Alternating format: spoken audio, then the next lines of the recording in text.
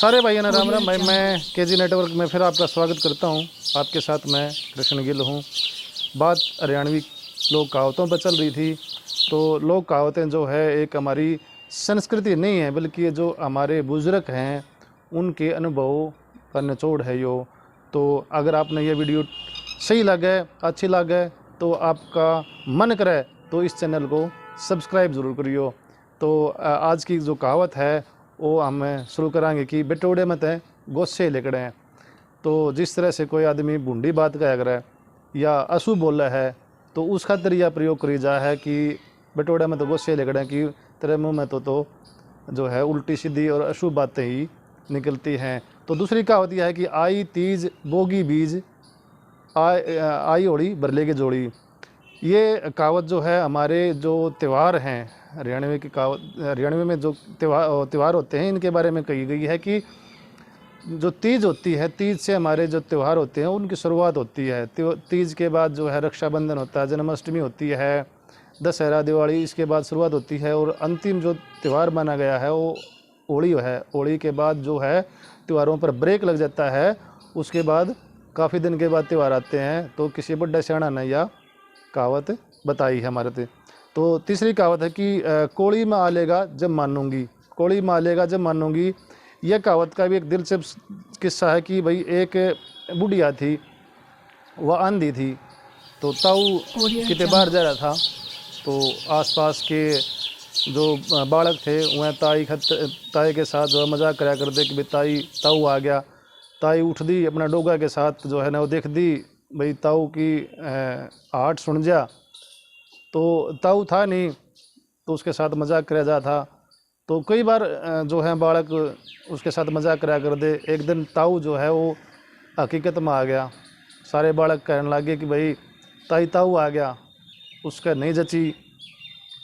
तो फिर वह कहने लगी भाई तो जब ये मानूंगी मैं जब मेरे कोड़ी में आ जाएगा। तो ये कहावत जब की शुरुआत की जाए। तो चौथी कहावत है कि रोनती डांटी तो बोली तेरे साथ में चलूँगी, रोनती डांटी तो गिले चलूँगी, ऐसे बोला जाता है।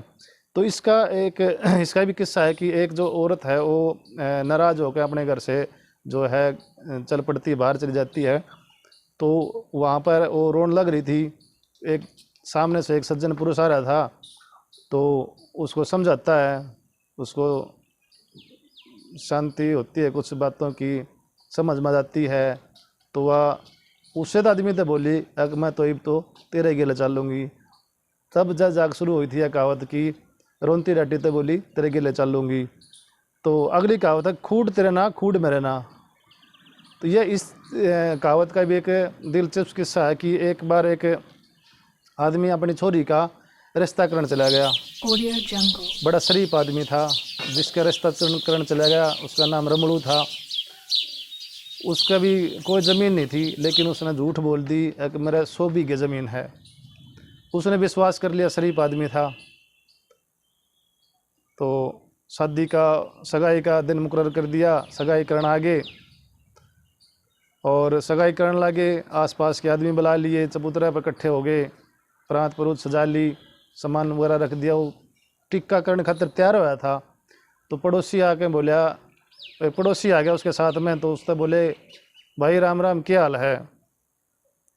तो गेले रमलू भी बोलिया अरे राम राम भाई क्या हाल है।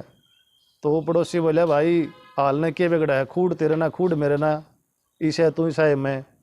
जब जाकर उसकी आँख खुली तो उस टाइम तो यह कहावत जो है वो ऐसा माना गया है कि प्रचलन में आई थी। तो आगे है कि अगला है कुलछणी का मुँह है कुलछणाई लिकड़ा है। कुलछणी का मुँह है कुलछणाई लिकड़ा है।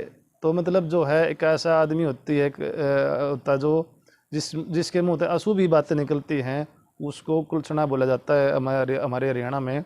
इसका एक किस्सा ये है कि एक लड़की थी गांव में, सारे उसने कुलछणी कहा कर दे, क्योंकि वह हर बार हर समय जो है उसके मुंह से अशुभ बातें निकलती थी। एक बार उसका भाई का ब्याह हो गया, ब्याह होने लग रहा था। तो सारे बोले भाई इसका इलाज करो पहले, या तो कुलछना बोलेगी। तो वह जो है एक कमरे में रोक दी उनने। वह बार बार कहा कर दी मैंने काट दो काट दो काट दो भाई। वह उसने बोले सारे भैया लिकड़े की कुल सुना बोलेगी इसने अंदर रहने दो। तो बार बार कहने लगी। तो ब्याह की सारी तैयारी हो ली, गुड़ चिड़ा टाइम हो गया, वह अंदर तो रुक के मारे।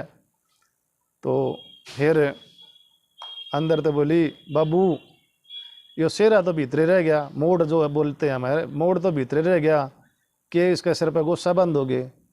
उसका मुंह तो ये लिकट गई, छोरा का एक्सीडेंट हो गया भाई, उसकी मौत होगी, वह बोलना अशुभ था। तो और फिर कहने लगे उसने भाई कुल छणी के मुँह तक कुल छुनाई लिकट है। तो ऐसा मतलब मानना गया है कि भैया शुरुआत जो है इस कहावत की उड़े तो हुई थी। अगली है कि काम की ना काज की, ढाई शेर नाज की। यह कहावत जो है या एक बूढ़ी औरत ने अपनी बहू पे कही थी कि मतलब जो है वो सारा दिन जो है एक अपनी पड़ोसन तक उसकी बुराई करने लग रही थी या उसकी हकीकत बताने लग रही थी कि हमारी बहू जो है वो सारा दिन खाली बैठी रहा है, कुछ काम नहीं करती, शाम तक जो है ढाई शेर नाज खा जा है और कुछ भी नहीं करती। तो इसी तरह इसको कहा गया है। तो आगे है कि लिपण की ना पुतन की। अगली कहावत है लिपण की ना पुतन की। यह कहावत भी भाई जो है बूढ़ी औरत ने जो है अपनी बहू के बारे में कही है। पहले कच्चे मकान होते थे, उसमें कच्ची मिट्टी के साथ जो है एक मिट्टी होती थी, एक लिपण की होती थी, एक पुतन की होती थी। तो जो है इसी तरह जो बताया कि जो उसकी बहू थी वह निकम्मी थी, को काम नहीं करती थी। तो उसने बुढ़ी ने कहा कि हमारी तो बहू जो है ना लिपण की ना पोतन की है। तो इस कहावत का संदर्भ इससे जोड़ा गया है कि इस यहाँ से यह आई थी। तो अगली कहावत है गांव बसे ना मंगते फिर गए। गांव बसे ना मंगते फिर गए। तो यह कहावत भी भाई बड़ी दिलचस्प है कि एक गांव में जो है नया नया गांव बसने लग रहा था, घर बनने लग रहे थे। तो मंगते ने पता लग गया, जो फकीर लोग होते हैं वो मांगना आ गए उसमें। तो वहाँ पर मांगना आ गए तो जो मकान बनाने लग रहा था उसने कही यार गांव तो जो है ना बसिया नहीं है, मकान तो बने नहीं है, मंगते पहले आ गए। तो यह कहावत जो है वहाँ से शुरू हुई मानी गई है हमारे हरियाणा में। तो अगली है कि तेरे के कंवारी कोड़ा बैठी है। हमारा जो समाज में जो है लड़की की शादी करना बहुत मतलब एक रिस्पॉन्सिबल काम माना गया है कि मतलब एक बाप को जो है अपनी बेटी की शादी करना सबसे बड़ा एक कार्य होता है उसके लिए। तो इसकी जो शुरुआत होती है, एक आदमी जो है वो चिंताग्रस्त था, ना किसी के लिए बोला, ना किसी के लिए बात करे, बैठा खाओ नहीं पियो नहीं, पता नहीं क्या मरज था उसका। उसका बाप ने पूछा भाई तेरा क्या दिक्कत है, वो कुछ नहीं बतावा। तो उस आदमी ने कही कि वे तेरा तू कितनी चिंता करे, तेरा के कोड़ा कुंवारी बैठी है। तो इसी संदर्भ में कहा गया कि जो हमारे समाज में या हमारे जो इसमें क्या है कि जो बेटी की शादी करना होता है वो बड़ा रिस्पॉन्सिबल कार्य होता है। और एक बाप के लिए वो बहुत, जब तक उसकी बेटी की शादी नहीं होती तो उसको चिंता रहती है इस बारे में। ऐसी कहावत इसमें बताई गई है। कि अगला क्या है कि कुलड़ी में गुड़ क्यों फोड़ा है। कुलड़ी में गुड़ क्यों फोड़ा है कि मतलब बात को है वो छिपा हुआ क्यों है। इसकी कहावत जो है ये है कि एक आदमी जो है, एक जो आपने कुल्हड़ तो देखा होगा, छोटा कुल्हड़ होता है, उसमें गुड़ फोड़ने लग रहा था, किसी ने दिख नहीं रहा था, बस हाथ चलते दिखे थे। तो उस समय कहा कि भाई तू के कुल्हड़ी में गुड़ फोड़ा है कि मतलब बात को जो है वो स्पष्ट तरीके से बता, क्यों छुपा हुआ क्यों है, इस तरह बोला गया है। अगला है कि एक काना एक कुब्बा, दो घर डूबते एक के डूबया। तो मतलब एक इस कहावत के पीछे ये है कि एक आदमी जो है काना था, उसकी शादी नहीं हुई थी, तो रिश्ते वाले जो है बार बार चले जाओ थे, तो उसकी आखिर में एक रिश्ता हो गया उसका। तो रिश्ता होने के बाद जो है वो अपनी बहू ने ले आने लग रहा था। तो एक बुढ़े ने देख लिया, या तो जो उसके पीछे पीछे उसकी बहू आवा थी पल्लू पकड़े, तो वह थी कुबड़ी। तो उसने बुढ़ा ने तो कहा कि भाई जो है ना एक काना एक कुब्बा, दो घर डूबते एक के डूबिया। मतलब या कहीं और जाती और मतलब किसी को करती भाई अशुभ होते हैं या उसको अच्छा नहीं मानता या कोई भी हंसी मजाक पात्र होता है, तो दोनों एक जैसे हो गए। तो इस तरह यह कहावत की शुरुआत हुई थी। तो अगली कहावत यह है कि मान न मान मैं तेरा मेहमान। मतलब कोई जान पहचान नहीं है, कोई आना जाना नहीं है, किसी के घर में जाके बोलता है कि मैं जो है ना वो तेरा जानकार हूँ, जान पहचान वाला हूँ। तो इसी संदर्भ में कहा कि जैसे कि नाना की जो ससुराल होती है वो उसमें कोई जान पहचान नहीं होती किसी की, तो वहाँ जाके बोलते हैं कोई मैं तुम्हारा मेहमान हूँ, ये कोई मानने को तैयार नहीं होता है। तो उसी संदर्भ में कही है कि मान न मान मैं तेरा मेहमान, ठीक है। अगली है ताई खाट खाट दिए बेटा मैं मदरसे में सो हूँ, कि मतलब जो है गरीब आदमी जो होता है वो मजबूर होता है, उसको कोई सहायता नहीं कर पाता है। तो ये कहावत ये शुरुआत हुई थी कि एक पड़ोस में जो है एक किसी के मेहमान आ जाता है और वो एक बूढ़ी रहा कर दी उसके घर खाट मांगने चला जा है।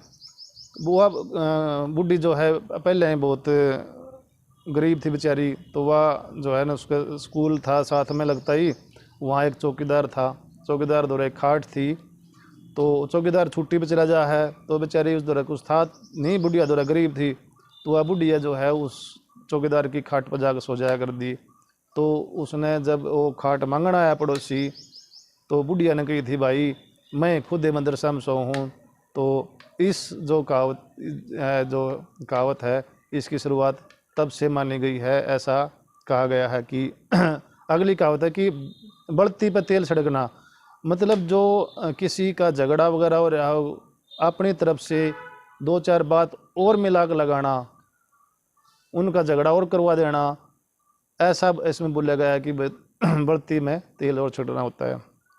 आगे पाछे नीम तले, मतलब जो बात चल रही है उस पर नहीं रहे, जो अपनी जो कुछ भी बात चल रहा हो आगे पाछे जो है ना वो घूम फिर के ना उसी बात पर आ जाना होता है। तो उसमें बोलते हैं कि आगे पाछे नीम तले।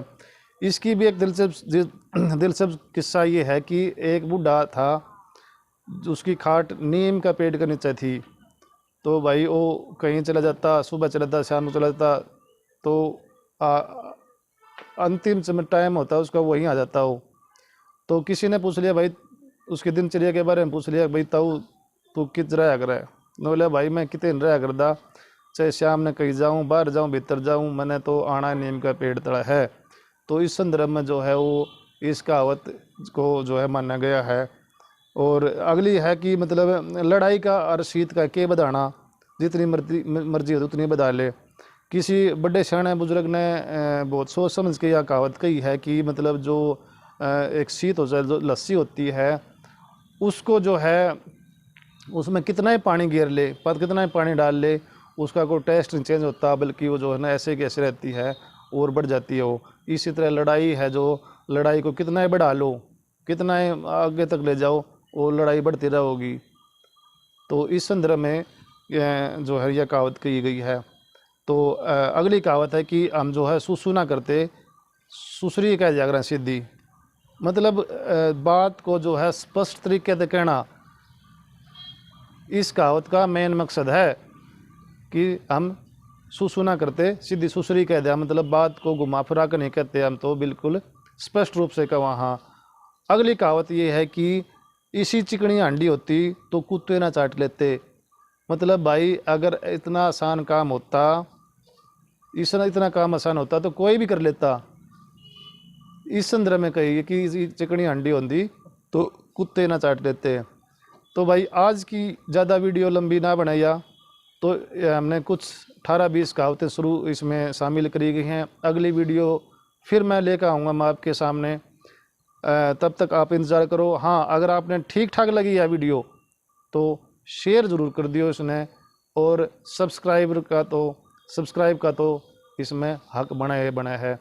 बात हरियाणवी कहावतों की चल रही है, तो मैं इसके जो है आने वाले समय में और कहावत ले आऊँगा। तो तब तक के लिए सारे ने राम राम।